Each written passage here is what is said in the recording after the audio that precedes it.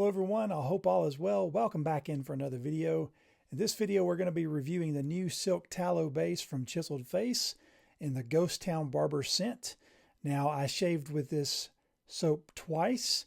The first time I used one half of my face, the new Silk Tallow base in Ghost Town Barber, and on the other side of my face I used the original base or the previous base in Sherlock because I didn't have it in Ghost Town Barber. That way I could evaluate the differences in the bases. The second time I shaved, I used only the Silk Tallow base in the Ghost Town Barber, and I did not use any post-shave products so I could evaluate the post-shave feel. I'll be evaluating this soap based on presentation, ingredients, performance, value, and scent. So let's get into the presentation. Once again, we have a two-toned container from Chiseled Face with black top and white bottom. There's plenty of room in the container to load. I do prefer containers that have the same thickness in the bottom part of the container and then the lid. A little easier to stack them if they're the same size, but that's really a small personal preference and not that big of a deal. So for container and loading out of the container, I'm going to give it 4 barber poles. As far as I'm concerned, this is a real step up in the information on the labels.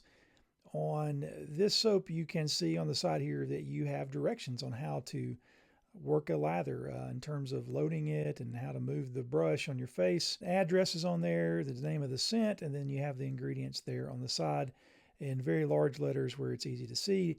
You have a side label so that if you're storing this with other soaps and you can't see the top, it's easy to see the scent that you're working with there, and also see CF for Chiseled Face. And then on the lid, we just have the image, the website. Whereas on the previous version, you didn't have any side labels and you didn't have the instructions, and you did have the ingredients, but they're much smaller. And what you did have on this one, you don't have on the new one, is you have the notes, the scent notes on this. So I would have liked to have seen them found some way to incorporate that, say here on the new label. I would have preferred to have the scent notes there as well. As far as label durability, this looks like this is going to hold up quite well. The water doesn't seem to affect it. It is waterproof, and I think this label is going to last a long time. Also 5 there. The label orientation, as I mentioned earlier, there's the side label, which to me is a big plus because you can see it if it's stacked. Also 5 there.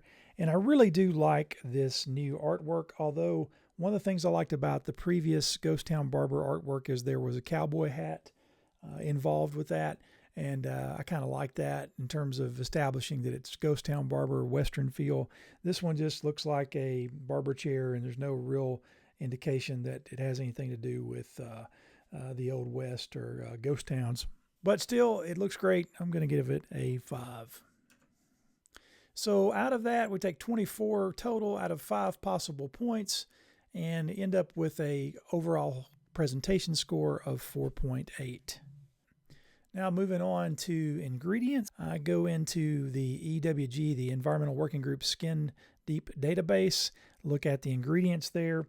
I actually took time to paste in the ingredients, and one of the things I like about Chiseled Face on their website, they list sort of the plain English ingredients and then also the INCI ingredients. And the INCI ingredients are like the international standards for listing ingredients in cosmetic type products. And there's an explanation there why there's 2 different listings and why the orders of the ingredients are a little different between those 2 lists. When I pasted this into the Skin Deep database, there were a couple of items that weren't recognized when I did a search. So I just had to do an internet search, figure out what they were called within the database. So for example, the sodium curcumate and potassium curcumate is just kokum butter.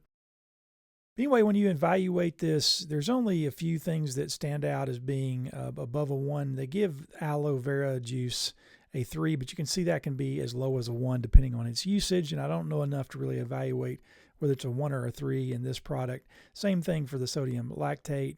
And with fragrance, we know that we're using artificial fragrances here, and so this gets a 7 from Environmental Working Group. Now this is true just of any artificial fragrance. And if you distinguish that from an essential oil, depending on the essential oil, it might be viewed as less potentially harmful.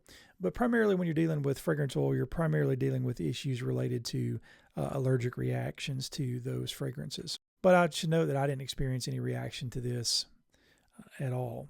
So if we look at the different ingredients, we could have a soap category, a skin food category, a tallow category, and fragrance category. And so from the soap standpoint, you have your standards here that you see.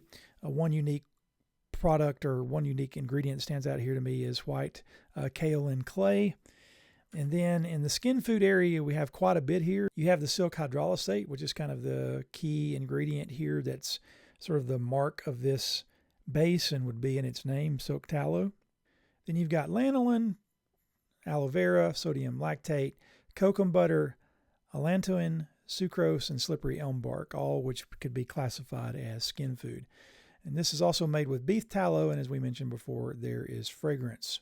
So overall, with ingredients, I like what's in there. I'm subtracting just a 0.1 for the fact that it's a fragrance oil and not essential oils, although it'd be hard to replicate these scents with essential oils. And so, you know, that's a risk I'm willing to take. Like I said, I didn't have any reactions to it. So I'm giving it a 4.9 on ingredients. Lots of skin food, and I'm not that concerned about the fragrance oil. As far as performance, now, this is the toughest category for me, I'll be honest. Even though I shaved with this soap twice, compared it to the previous base with the Sherlock scent, and then used it on its own, and did not use any post-shave products to assess how well it did on post-shave feel, this still feels very subjective to me and a bit arbitrary. And so, you know, I would say that with any soap, you need to get a sample and try it for yourself and see how it performs for you. Now, what's really interesting, the second time that I used this soap, I followed the instructions on the side. The first time, honestly, I didn't even notice the instructions and just lathered as I normally would. And so I followed the instructions to the letter the second time. I set timers and everything. 40 seconds, and that's starting now.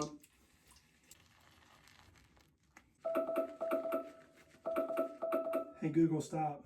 And I got a really good lather both times. There was a more dense lather the second time, although I was a little reluctant to add water just because I was trying to follow the instructions on the side. And I think the soap was a little drier, not as moist as I would have liked it to have been on the second use, but still it lathers well. So in evaluating each of these areas, I'm using a scale of poor, fair, good, very good, and excellent. I did some research on what tends to be used in product quality, and this is a really common Likert scale that gets used, and so that's what I'll be using in evaluating performance. So with the level of lathering, I give it a 5. Had no problem lathering this soap. It exploded, gave me a good dense lather. I don't think that a 40-second load, as it's suggested on the side of the container, is necessary. I think you can do it in about 30 seconds, even less than that, or at least that was true for me. It is a bit of a firmer soap compared to the previous base. Not much, but a little bit. But I think you could definitely get a good load on, say, 25 or 30 seconds. And again, that would be vary from individual to individual. Thought it provided good cushion, protection, and then, you know, like whisker lift, like helping the whiskers stand up because of the density of the lather. So I thought that was excellent as well. The face feel while shaving, it felt really good the first time I used it. The second time it did as well. It was excellent the first time. Second time I'd say it was more very good because I believe it dried out a little bit. Honestly, I don't know much about how the products would affect the face feel while shaving. I do wonder whether or not the use of the clay makes it feel a little drier at times. I'm not seeing from the ingredients on the previous base where they use clay in that. So there was a little bit more of, I guess, a dry feel while shaving with it. I also wonder to what extent the silk ingredient that Chiseled Face mentions gives you a bit more of a feel of face firmness, so you have a little bit more of a taut feel in your skin. Also sort of makes it feel a little bit dry. But it wasn't something that was noticeable. It just wasn't as moisturizing or as luxurious, I guess you would say, and nurturing as, say, a Holy Cow or Declaration Grooming soap tends to feel when you're using it. Now, as far as primary slickness, that was excellent. Great primary slickness. And I did notice while there was an improvement of residual slickness between the previous base and this base, on the second shave, I did notice that there wasn't as much residual slickness as maybe I thought with the first shave. But again, that could have been because I may not have put enough water into the lather and it was a little bit drier, but I just didn't feel that much residual slickness. However, in doing buffing and going back over where that lather was already removed, I had no problems with that whatsoever. And then, as I said, in the second shave with this, I did not use any post-shave products, and the post-shave feel was excellent. You know, I've often heard Rudd say you could skip post-shave products, and I think to myself, why would one want to do that? But, you know, first and foremost, in order to evaluate this, you need to actually forego the post-shave products. I love my post-shave products, and this was hard for me to do, but I was really surprised at how great my skin felt. Now, what I did do on the touch-up pass is I took the rest of the lather out of the brush, squeezed it out, not only to get the touch-up areas, but also as a face wash to sort of close up any nicks or anything that I might have had, kind of just add to that overall post-shave feel, and it felt great. And I even set a timer for an hour, to come back and check again after an hour, and it still felt great. And as I'm recording this, it's been about a couple hours, and it still feels amazing. It feels like I used a post-shave product and a balm, and you really could forego post-shave products with this. So it's excellent. So overall, when we look at performance, that totals up to be 28 out of 6 possible categories, which gives us a performance score of 4.67. Moving on to value. Now, if we look at some of these soaps here that I use for sort of a standard comparison, I've got Italian Barber Parasso, Sterling, Taylor of Old Bond Street, Barrister and Mann. You can see here that among these soaps, it comes in a little bit higher, 4 ounces at $17.99 or $18, $4.50 an ounce. But because of the performance of this soap, to me, is on par with Declaration Grooming and Holy Cow, I've added those to the comparison here. And you can see that the Declaration Grooming is higher than the Ghost Town Barber, and Holy Cow is much higher. Now, if you got the Holy Cow and the new base that's unscented, it's not quite as expensive, but with scented soaps from Declaration and Holy Cow, I used those examples here to get to this comparison with this Chiseled Face new base and this scented Ghost Town Barber soap.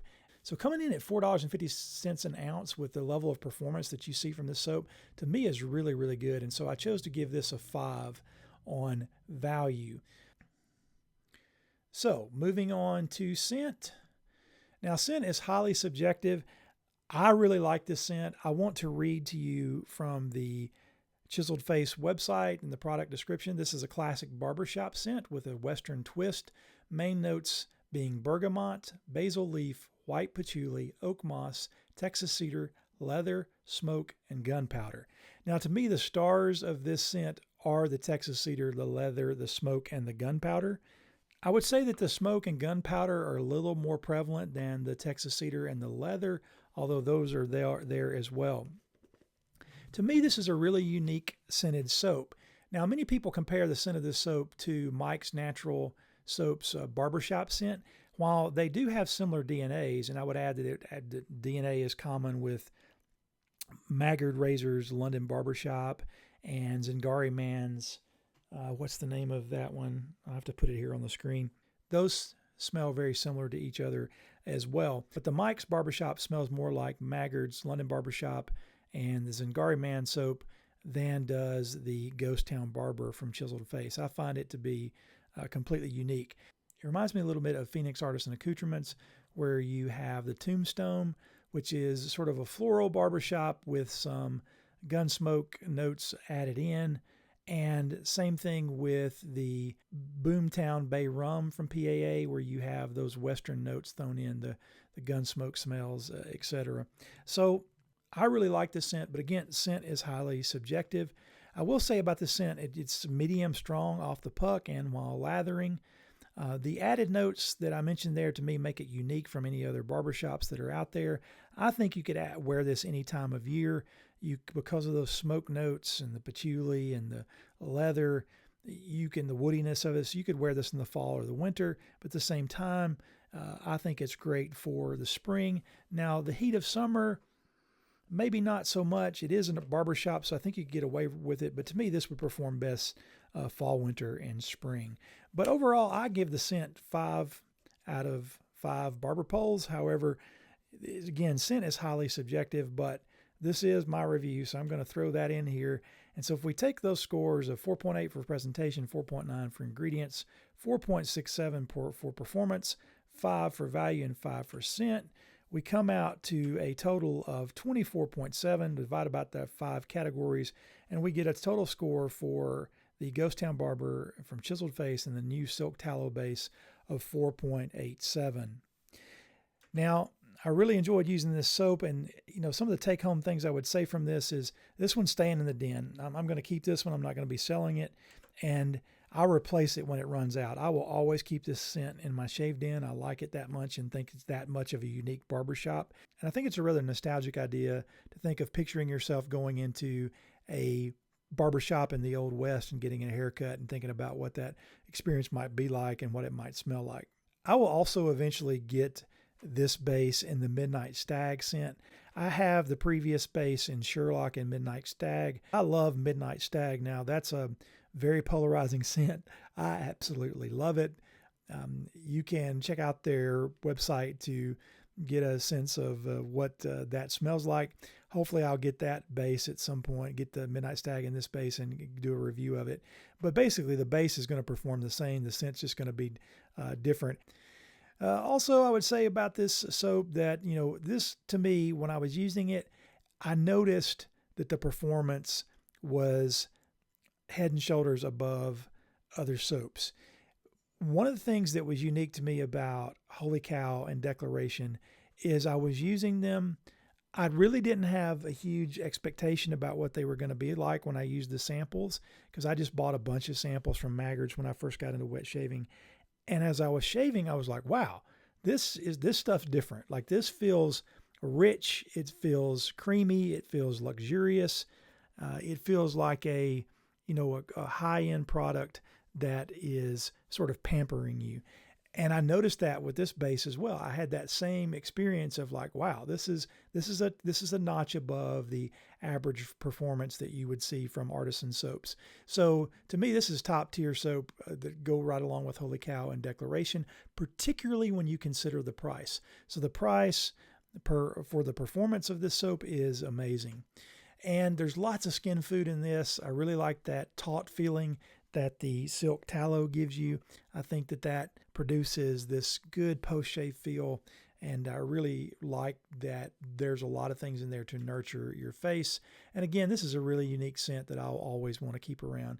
Now, as I mentioned before, this comes in the Midnight Stag scent and also in the Sherlock as well, so you can check those out if you're interested. Now, I did order some other products when I ordered this. I previously had the Chiseled Face Ghost Town Barber aftershave because I love the scent that much, but I never brought myself to buy the soap. But this new Silk Tallow base gave me an excuse to buy the soap. And when I did, I picked up their new Lakewood Soap, and I've used it for shampoo. I'll be doing a review on that very, very soon. Also, the EDT, or more specifically in their case, the EDP of Ghost Town Barber. And time permitting, I will get around to reviewing the aftershave, the soap, and the EDP. So you can look for that coming up on the channel. And so just to recap, a 4.87 to me, which is a pretty high score for a soap. And again, I'm trying to get better at this whole review process. I'm trying to quantify it as much as possible, but again, keeping in mind that everybody's experience is subjective, how they like to lather, the type of lather they like, the scents they like. There's a whole lot of variables that can go in that can make your experience with a soap different from one day to the next. And so, I would encourage you to take this with a grain of salt. It's just one way to try to go about looking at these. I would always encourage you to order a sample and never do a blind buy. I wish I always followed that advice myself. But thanks for watching this review, and I'll see you in the next video.